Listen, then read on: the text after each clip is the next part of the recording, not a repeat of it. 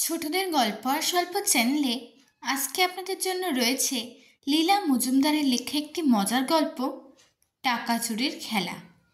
আপনারা যদি আমার চ্যানেলে নতুন হয়ে থাকেন তবে অবশ্যই চ্যানেলটি সাবস্ক্রাইব করে নিতে ভুলবেন না। শুরু হচ্ছে আজকের গল্প, টাকা চুরির খেলা। প্রথম যখন গনসার সঙ্গে আলাপ হলো তখন সে সদ্য সদ্য নর্থ বেঙ্গল এক্সপ্রেস থেকে নেমেছে।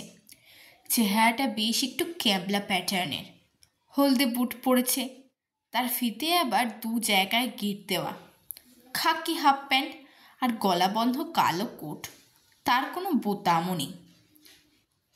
গোটা তিনেক বড় বড় মূর্চে ধরা সেফটি পিনাটা, তার উপর মাথায় দিয়েছে সামনে বারান্দাওয়ালা হলদে কালো ডোরাকাটা টুপি।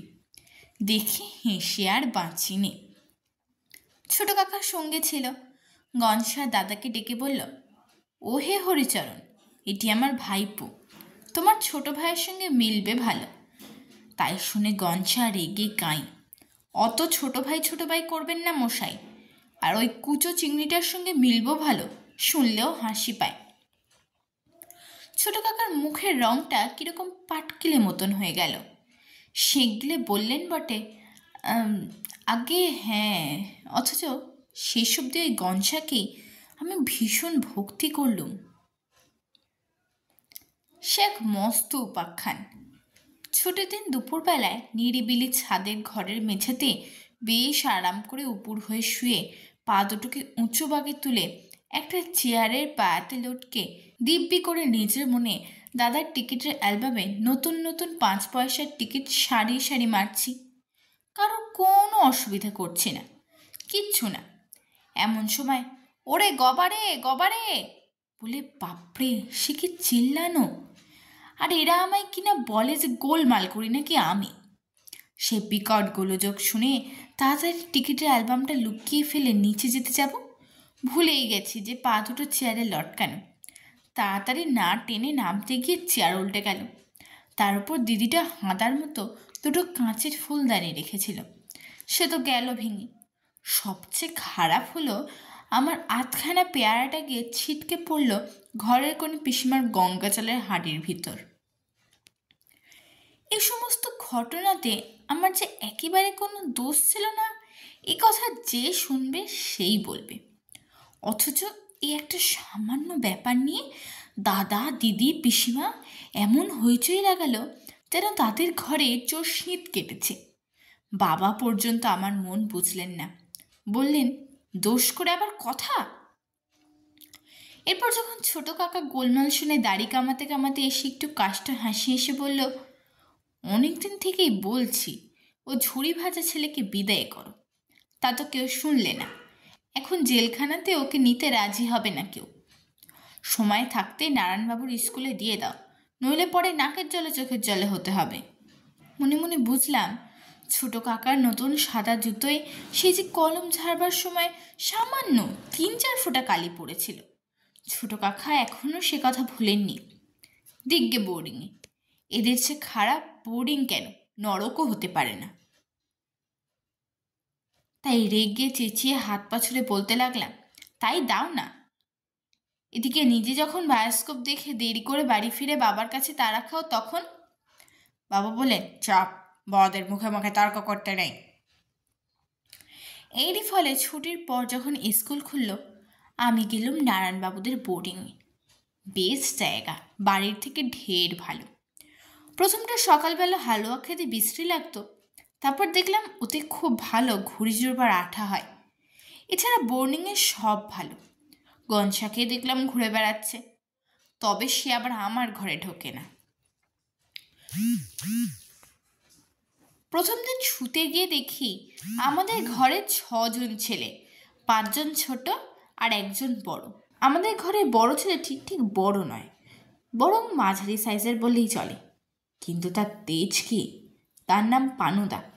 তার কাজই নাকি আমাদের সামলানো, আর তাই করে করে নাকি তার ঠান্ডা মেজাজ খ্যাঁক খ্যাঁক করার ফলে দিন দিন বিগড়ে যাচ্ছে। খোঁজ নিয়ে জানলুম পানুদা 2nd ক্লাসে পড়ে। নিয়ম করে ক্লাসের লাস্ট বয় ঠিক উপরে হয়, কিন্তু তার মন খুব ভালো, লাস্ট বয়কে খুব সাহায্য করে। আমাদের ঘরে নীলু বলল, সেই সাহায্যের ফলেই নাকি লাস্ট বয় বেচারা চিরটা কালই লাস্ট হচ্ছে। যাই হোক, আমি এই সমস্ত কথা বিশ্বাস করিনি, কারণ আমাদের ঘরে দেখতাম তার খুব বুদ্ধি খোলে। নিজে লুকিয়ে ডিটেকটিভ বই পড়তে, আর আমরা কোনো অন্যায় করলে ধরে ফেলতে তার মতন উস্তাদ আর দুটি হয় না।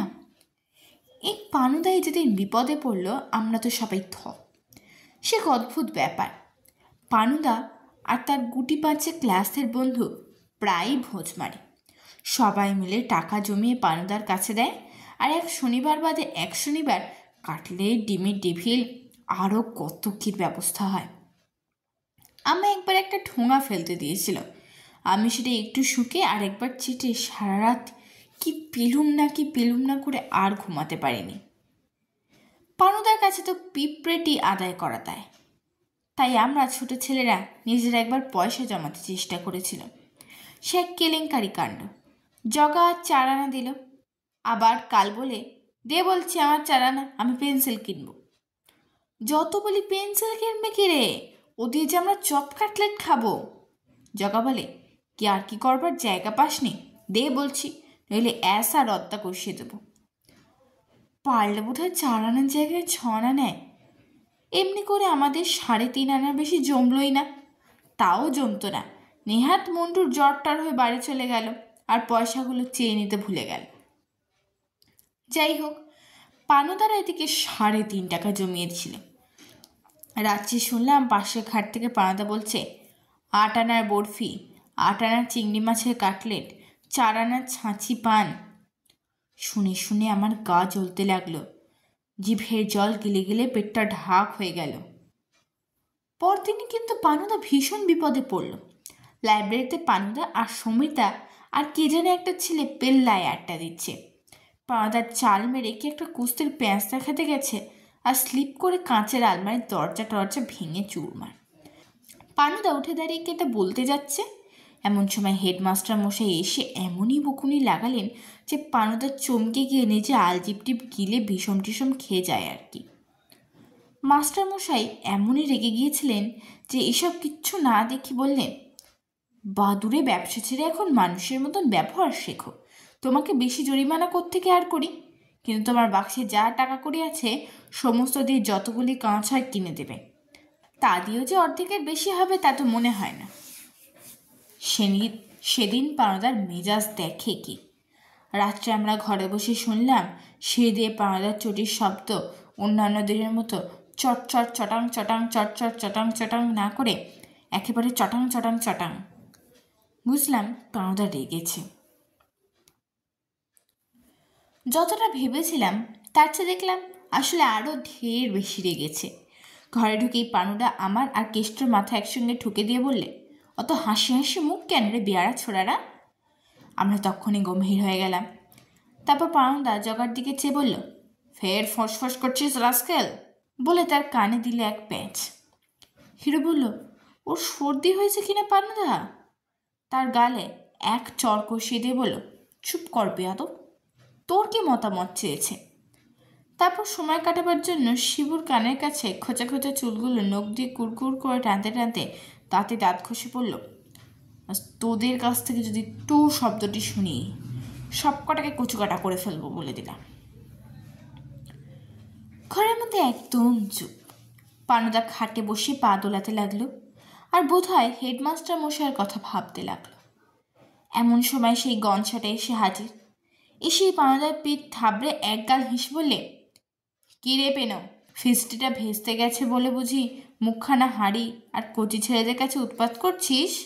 রোজ বলি, ওরে পেনো একা একা অত খাস নি। পানুদা গুম হয়ে রইল। কনসা বলল, তাই বলে কি এতগুলো টাকা সত্যি দিবি? দেব না তো কি, তুমি আমার হয়ে দিয়ে দেবে? আরে রাম, এমন একটু উপায় বাতলাতে এলুম, তোকেও দিতে হবে না আমাকেও দিতে হবে না। আজ রাত্রে দরজা খুলে শুবি, দেখবি একটা ডাকাত এসে সব টাকা নিয়ে যাবে, পরে হয়তো ফিরে পাবি, কিন্তু ডাকাতটাকে খাওয়াতে হবে বলে রাখলো। পানুদা হাঁ করে খানিক তাকিয়ে বলল, সে দেখা যাবে এখন, এই সময় তুমি এ ঘরে যে বড় এসেছ, জানো না রুল 3? গনসা বললে, সাধে শাস্ত্রে বলে কখনো কারোর উপকার করিও না। মুখে পানাটা যতই তেজ দেখাক না কেন, শোয়ার সময় দেখলাম দরজাটা ঠিক খুলে রাখলো।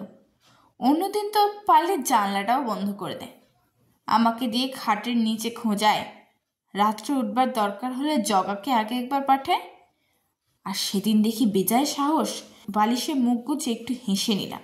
উৎসাহের চোটে আমার অনেকক্ষণ ঘুম হয়নি। অনেক রাত্রে হঠাৎ ঘুম ভাঙলে দেখি কে যেন টর্চের আলো ফেলেছে।